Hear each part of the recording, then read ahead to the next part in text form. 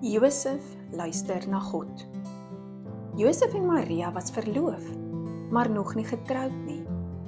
Toe Josef uitvind dat Maria swanger is, was hy hartseer, want hy het geweet hy kan nie die pappa van die baba wees nie.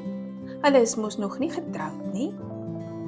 Josef het nie geweet dat dit die Heilige Gees is wat vir Maria die baba gegee het nie. Josef was baie lief vir Maria en wou haar nie seermaak nie. So hy het gedink, hy sal hulle verloving stilletjies verbreek, sodat mense nie sleg dink van Maria nie. Terwyl hy nog dit in gedagte gehad het, het hy gaan slaap. En in 'n droom het 'n engel van die Here toe met Josef gepraat en gesê: Josef, jy hoef nie bang te wees om met Maria te trou nie.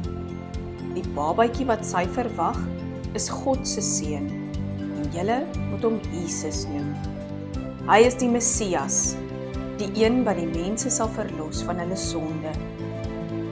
Toe Josef wakker word, was hy baie bly, omdat hy geweet het, God het self vir Maria die baba gegee, en dat hy en Maria spesiaal gekies is om Jesus se ouers te wees.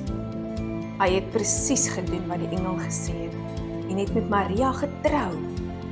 En so het die profete van lank terug se woorde waar geword. 'n Jong meisie sal swanger word en 'n seentjie hê, en hulle sal hom Immanuel noem. Dit beteken God by ons.